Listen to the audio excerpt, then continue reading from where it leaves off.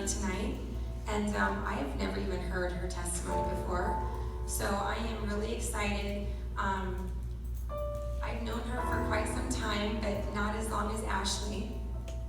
Did you want to introduce her? Sure. Go ahead. So I'm going to let Ashlie introduce Alexis.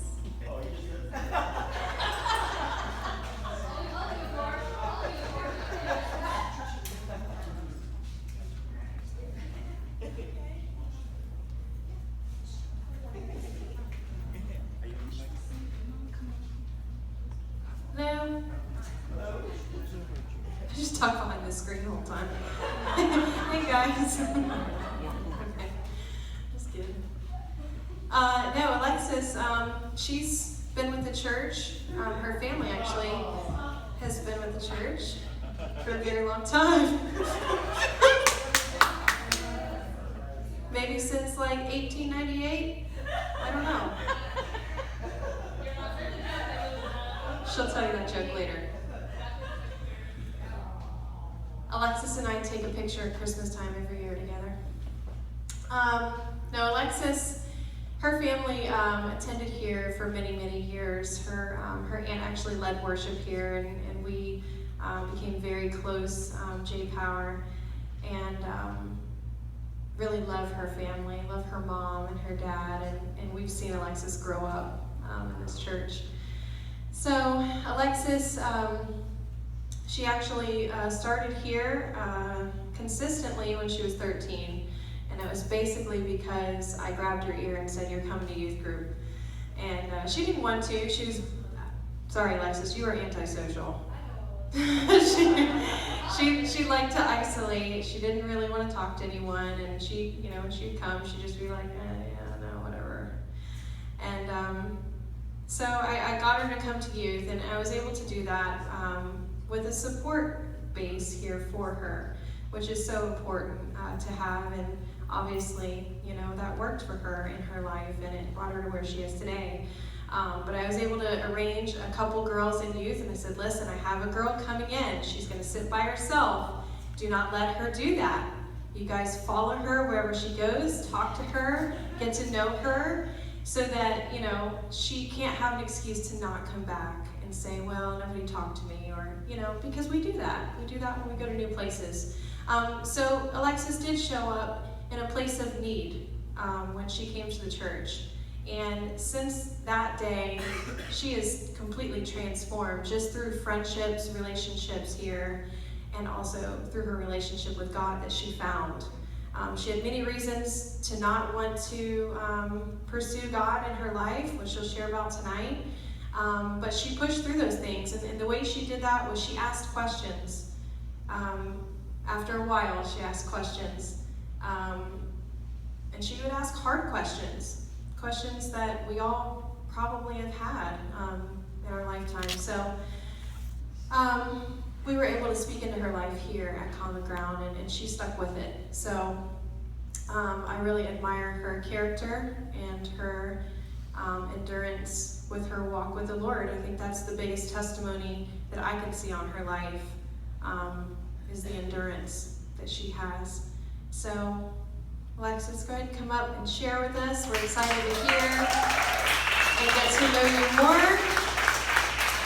It's nice to see somebody,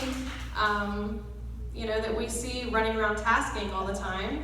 It's nice to actually hear what they have to say sometimes and actually get to know them. So leadership here, we're always tasking, we're always running around, we always have something on our mind, trying to accomplish everything, get things done around here to make all of this happen for you guys.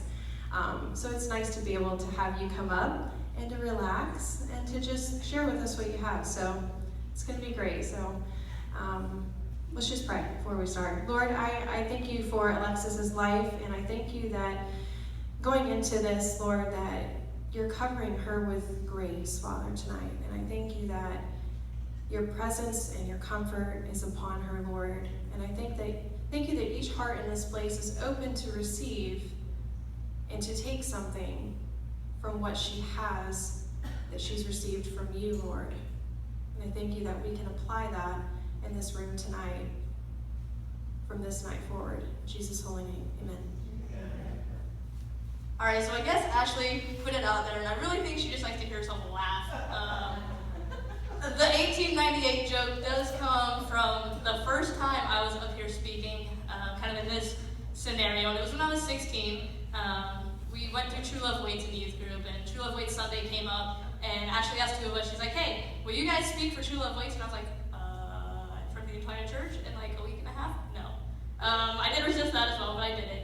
But my first words up here, kind of talking about my parents' growth and their story, and I kind of said that they got married in the 1800s, and Ashlie was giving me a really dirty look, and I was like, what? I didn't do anything wrong. Like, I just said one word. Like, what are you talking about? Opening line. Yeah, it was my opening line, so I'm getting dirty looks from, like, everybody in the church. Ashley's laughing at me, and I realized what I did, and I was like, oh, and I had to correct it. My mom was in the back of the room, so super embarrassing, but now Ashlie likes to laugh about it and doesn't let me live it down.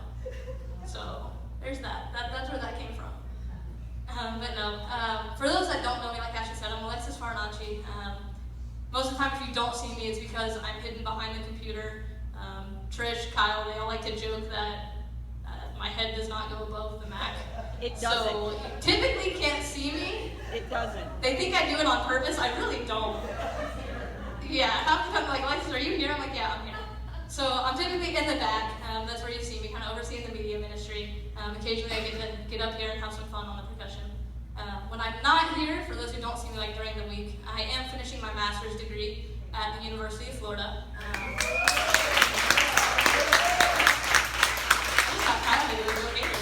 Wow. So I am doing that when I'm not here. I'll actually be done April 28th. I'm graduating. Just defended my thesis this week, so it's been a really exciting week for me. Now, and I'll get into more of that. But yeah, like Ashlie said, when I got here, I was in a place of need. When I was 10, my sister actually passed away. My mom had gone through the whole 9 months. Everything was great, no hiccups at all. And then one night, my mom just wasn't feeling anything going on, and we knew something was up. And so my parents went to the hospital, and I remember going to my grandparents' house that night. And it was about midnight that we got the call that my sister was no longer with us. That was probably one of the darkest times of my life. I just remember as a 10-year-old not knowing how to cope with that, not knowing how to get through that situation. All I remember feeling was anger. I remember screaming at my dad over the phone. We were all emotional. I had no place to be screaming at him, but I was 10, I didn't know any better. Just remember screaming at him, I'm not going to school tomorrow. I'm done with school. Like, why us? Why did this happen? There was a lot of anger I held toward God, a lot of anger I held toward my mom's doctors, who it's not their fault. But they still, even to the day, they don't know fully what happened. So I think that's the hardest thing on my family and I, is just not knowing what went wrong that day, or that season, what went wrong. All I knew was my sister was a stillborn, and someone who I only had for 9 months, and not even physically, but in my mom's stomach. Like, how could you cope with losing someone who you didn't know, but you were so close to? So that was really hard, and I held that anger in about 3 years. I was 10 and I came here in 2013, or when I was 13, so 2006 is when I came here to Common Ground and met Ashlie, by force. But I was able to, when I gave my life to God that year, I was able to let go of that anger. That was something that was holding me back, was being angry towards those doctors, being angry towards God, asking why me, why us, like what happened? Like, I didn't do anything wrong, God, I'm a 10-year-old, why me? So that year I was able to let go. I was able to get rid of my anger that I had toward the doctors. I was able to ask forgiveness and repent just for being angry at God. It's not his fault. I knew that at that point that he had a different plan for my sister, and it wasn't for her to be on this earth. Still to the day, that's hard to deal with, but as time goes on, peace and comfort comes. So that's been a comfort, and Ashlie was a big part of really helping me cope with that and be able to get through that. Scripture says, blessed are those who mourn, for they will be comforted. And this church family comforted me when I didn't have much more comfort. My parents were a mess. It wasn't really until, I don't forget when he was born, born, 2011, when my first nephew was born. So we'd gone 8 years. My mom wasn't able to go to a baby shower, wasn't able to do anything like that. And then we found out my cousin was pregnant, and she was having a little boy. And so that was the first baby shower my mom had gone to. That was the first time my dad was able to hold a kid again. That really brought us joy, and we went through some scary times with that. His heart rate raised during the delivery process. We thought we were going to lose another one, so we were really glad we didn't. I don't know where any of us would have been if that happened. But I can tell you that it's by the grace of God that I'm here today. Had I not let go of that anger, had I not found common ground, I don't know where I would be today. I really don't. So I'm so grateful for this church family, for Ashlie, for Cindy, for Kyle. Kyle's known me since I was a baby, kind of grown up. So I'm really grateful for our church family for that.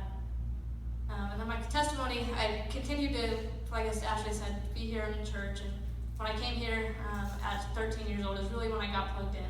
And it was by my cousin throwing me behind the computer. Whoever was doing media that time didn't show, and my cousin was like, "Hey, if I show you how to press a button, will you?" I was like, "Sure." So I did. And that's kind of how I got thrown into doing media. And then come up to today, being able to oversee the ministry. It's crazy to see how far I've come with that, and got real plugged into the youth group, and got plugged into going to outreaches. Before I could even drive, I was texting Ashlie and Kyle, "Hey, can you come pick me up? I want to get plugged in. I want to come to this outreach." They would come to my house, pick me up, feed me, take me back home after the outreach. It was just a real blessing in being able to get me here before I could even get here.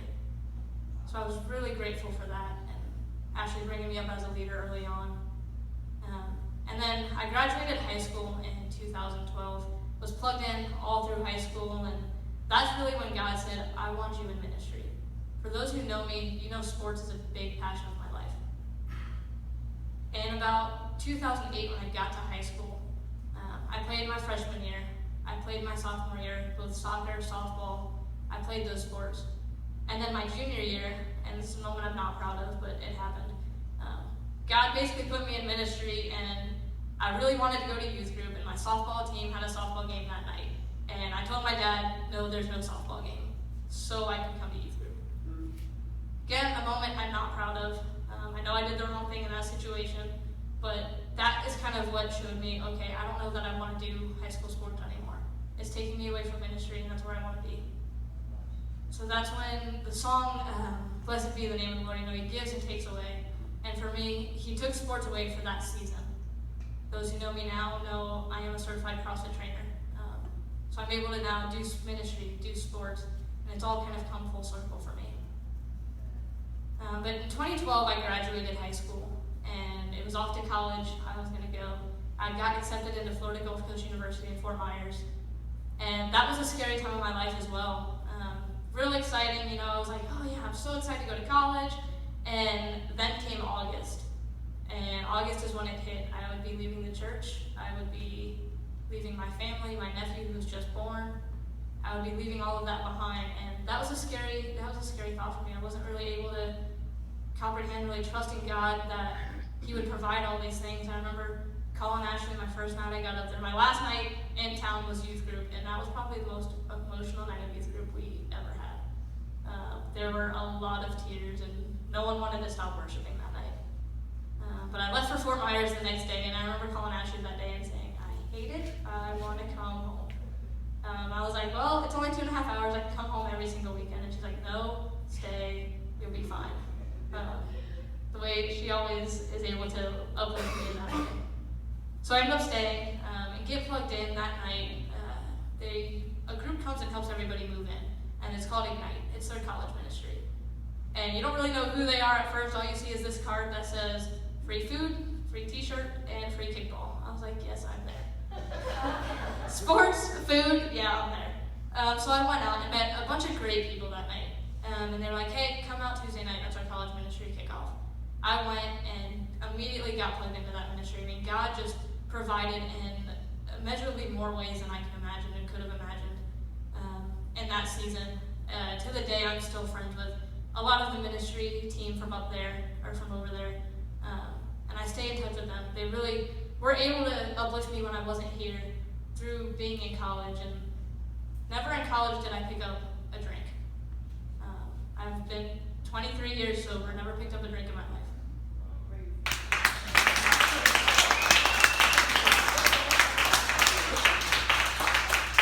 And that's by the grace of God. You know, any night that I had a few friends from John Carroll where I graduated. Kyle's also a John Carroll alumni, so go Rams. But I had a few friends up there who were from my high school, so we kind of, at first, were kind of our support group. You know, we knew up there. But they had different obligations and different ideas for nightlife. And those weren't mine. I would go hang out with them, and I knew my limits. God gave me that strength to know, all right, I can go hang out, I can have a good time when things start getting crazy. Oh, I'm tired, I gotta go home. And I would kind of bow out at that point. And for a while, they didn't respect that. They were like, hey, you can have one drink. They pulled the, Jesus drank wine. I got that card pulled, I don't even know how many times in college. But I was like, I'm not interested. I was like, the Bible tells me not to. So eventually they were able to respect that, and I think I was able to impact their lives in that way as well. But all through undergrad, I graduated in 2015 from Florida Gulf Coast University with my bachelor's. Again, completely no drink at all through the stresses of college. And a lot of you know what college is like. There's a lot of peer pressure, even on campus. There's Thirsty Thursday flyers everywhere. There's come out to ladies Wednesday night, like all of this. And none of it ever interested me. If anything, I was texting people here, hey, can you record service tonight or live feed it? And I would sit in my dorm room and watch the Wednesday night service instead of going out. And it's just, I longed for that. I missed the worship, I was hounding Jen and hounding Kyle. Where is the video?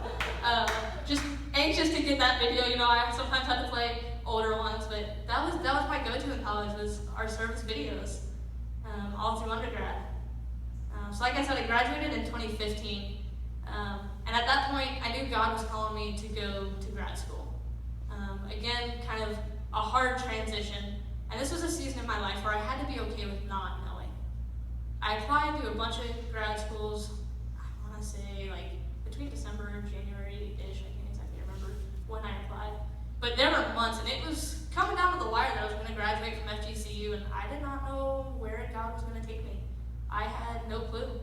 And I remember saying to some friends, I'm okay with not knowing, but sooner than later it'd be nice to get an acceptance of some sort. So my first acceptance was UCF. My second acceptance was University of Florida.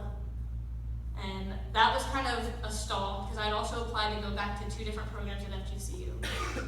So there was a season in my life where I was like, okay, it's UF. And I remember, being the athlete in me. I remember posting a video of like selection Sunday kind of thing, and like grabbing a hat and put it on. And I selected UF just because I had to give them an answer. Ultimately, is why I made that decision at that time. Is the deadline was like the next day. I was like, all right, I guess this is where God's calling me.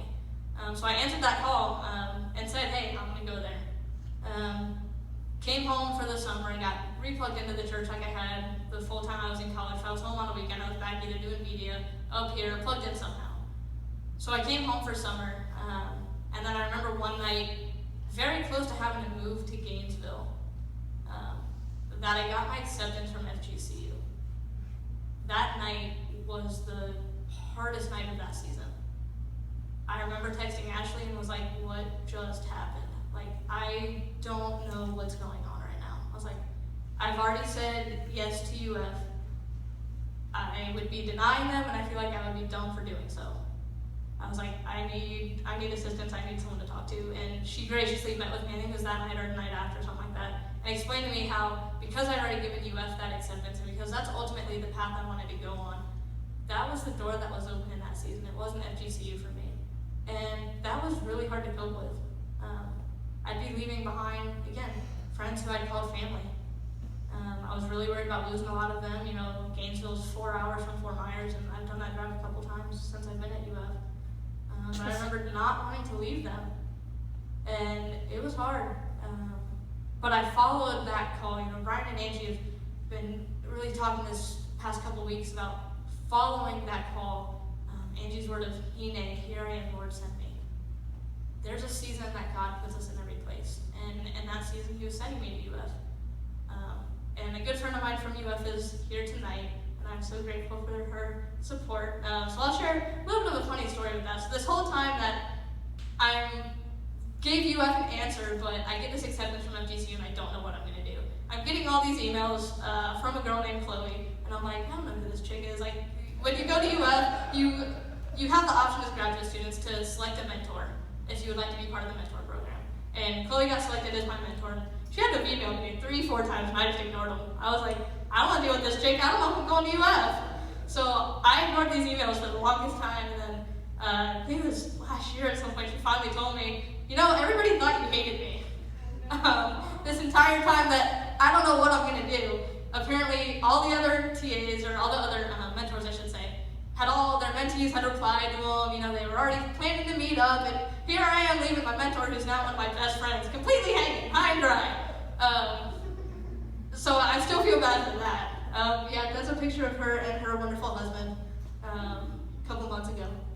But so yeah, I was leaving her high and dry. Little did I know that God was putting a best friend in my path by going to UF. And someone who would be a huge part of that journey for me. Can't remember the countless, grad school is a stressful process. It's not easy. And you know that going in, but you get into the thick of things and you've got like 4 or 5 proposals due the same day toward the end of the semester, and it all piles on, and you get emails from professors. I mean, it's kind of a roller coaster of acceptance and denial. Like, yes, this looks good, or this is like the worst presentation I've ever seen. And there was one of the nights that I got that email, and it was not a very nice one from a professor. And I remember calling Chloe that day and being like, this just happened and I'm a wreck. Help. And she talked me through that night and has been an absolute wonderful part of my grad school journey for me as well. I had the honor of being able to be there when she walked down the aisle and said, I do to Stephen. So God really had a purpose for me going to UF. And I can't imagine not going now and not meeting Chloe and having the honor of also meeting Stephen. 2 best friends that God's put in my life. I still feel bad for leaving her high and dry, but you know, I'm so grateful that God put me in her path and put me in her path. And so that was UF for me, and it's just been an amazing journey. I actually, this past week, as I said, I did defend my graduate thesis and passed. So that's a really big deal in the graduate school world. I remember Chloe going through that process last year, and I was dreading this defense, and I texted her, I was like, can we talk this week? I got my best. And you know, she really was able to walk me through grad school. And again, the support I've had with our church family here. Even being in Gainesville, yeah, this year I've pretty much been home every weekend, but that's because, in my opinion, I haven't found a church in Gainesville that really stuck out to me. And the number of nights that I've texted Jen, hey, can you go on Facebook Live? Thank God for Facebook Live. Because I've texted Jen so many nights, Jen, I need worship tonight. Can you please Facebook Live? Please? And she's like, yes, because I love you. Only if you bring my kid home next week. Yeah, for those who know Justin, he was in UF for us, or not at UF, but at Job Corps in Gainesville. And so he did come home with me quite often. So it worked out that he was able to do that there. And I did bring him home. But being able to really stay plugged in with the Lord all through college, again, all through grad school, never picked up a single drink. A number of nights, again, that friends are like, hey, let's go out. I actually got invited tomorrow. I have friends who are going to New Orleans to get basically completely wasted. Thesis process is over. They want to go party. And I was like, I'm actually doing my testimony at church the night before. And they're like, what is that? So I got to share what that was, which was really cool. And I shared, I was like, you know, we're speaking about never picking up a drink. So they're actually really supportive of that. But it's the strength of God, guys. There's no way that I would have been able to get through any of college without it. The fact that I never picked up a drink, the fact that it's never really crossed my mind to want to. You know, all it takes is one. You know, one night I could have said, you know what, that flavor sounds good. Why don't I have that? One can lead to 2, which can lead to who knows what. For me, it was, where's my protein shake? Instead of drinking, I'm like, hey, where's my protein shake and my recovery drink? That's what I want. And it's by the grace of God, you know, being able to get through this sober and my outlet is worship. So I encourage you guys, like, if you don't have a favorite worship CD or just a bunch of worship, get some. It's been a true blessing in my life to be able to stay plugged in with the Lord and stay plugged in the church. And it's really opening some doors for me. I actually had an interview earlier this semester. I had the opportunity for an assignment I had for class to shadow the community relations manager of the Tampa Yankees, which is the Florida State League of the New York Yankees. Had I not gone to UF again, I would not have had that opportunity. I would not have that connection today. And so at that point I was like, you know what? It's always been a dream of mine. I can remember writing down on youth sheets and telling Ashlie, one day I'm going to work for the Yankees. I'm going to do it. And, as a kid I'm thinking this is some unrealistic dream that I have. And God's kind of turning that dream into reality in some ways. I actually had an interview this morning. I've been to Miami and back all on the same day. Had an interview with the fan loyalty department of the Miami Marlins. So I'm starting to be able to say, these unrealistic dreams that I thought weren't real, the doors that are opening, and it's because of the fruit in my life. It's the fruit from my efforts, working hard. You can't go through any kind of schooling and not work hard. And God blesses those who do work hard and those who do kingdom works. If you're not plugged in here at the church, get plugged in. We're open, the doors are open almost every day. There's some kind of outreach, some kind of ministry. Get plugged into it. It's the greatest decision I ever made was to get plugged in and to become a member of the church and just really get involved. As a teen, my heart's for the teenage generation because that's when God got me. He got me good. Maybe by some force and some you're coming whether you like it or not. But I'm grateful for those days and all the times where she's like, suck it up. Do the hard stuff, suck it up, you'll be fine. But I'm so grateful, and I can tell you, if I can do it, you guys can. You can live a sober life and have fun. You can live a sober life and be successful. Amen. You don't live in some show. A lot of people, if you ask them about me, they'll say she's this stuck-up, perfect person who's never been through a single thing in her life. That's not true. Yes, my dad bought me a car. Yes, he's paying my way through college. Gosh, really? So, yes, I do get all of these blessings, but they are from the fruit of my efforts. I haven't always had the best relationship with my father. My dad and I, being two very strong Italians, we butt heads a lot. The one thing we probably agree on is sports. So he's always been very supportive and very loving of me, as my family has, and my church family. If I didn't have Ashlie, if I didn't have Kyle, if I didn't have Cindy, and Ashley's dad, Paul, he was also a very big blessing in my life. I remember going over to his house a couple times, and he'd be watching golf, and of course I'd get plugged in, and my head would turn toward the TV and be like, oh, Ashlie, she's still here, watching golf with her dad, and he'd be like, when are you going to work for them? Because he always knew my heart for sports. But I'm so grateful for the Smith family and for the Rust family and their impact on my life. I wouldn't be where I am today without the church, without them, without their support along the journey. So I'm here to tell you, if you've come in here tonight looking for hope, there's hope. There is. I'm qualified. We're all qualified to do whatever we want in the kingdom of God. I was this little kid who dreamed of working for a Major League Baseball organization, and hopefully this interview went through, and that dream is looking like it might become a reality for me. And I thank God tremendously for that. It's a big dream of mine to work for a Major League Baseball organization, and the fact that might happen, it blows my mind just seeing where I came from. Again, if I hadn't found God in 2006, after the passing of my sister, like I said, I don't know where I would be. And it's kind of scary to think about where I could be with the amount of anger that I held. If I hadn't let that go, I don't know where I'd be today. So I thank you guys for allowing me to share. If you need prayer for anything tonight, I encourage you, get prayer. Don't leave here without being changed. Don't leave here without being touched from God. We sang the enemy's been defeated. Nothing can hold God down. Nothing can hold you down. Open your hearts, let him in tonight. If you don't know the Lord, don't leave here without it.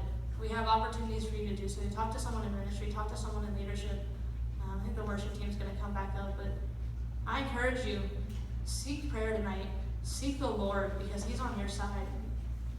Neither height nor depth nor anything in all creation can separate us from the love of our Father in Christ. If you don't know him tonight, I encourage you, know him tonight. Don't leave here without accepting him as your Lord. If you're going through something, if you feel lost, if you're looking for hope, get it tonight. God's here. He is. That worship was powerful. I'm so grateful for our worship team here. Really am. Me too. I can't do without them. That's true. So yeah, get plugged, like I said, get plugged into ministry. Get prayer if you need it. We're here for you guys. We love you guys.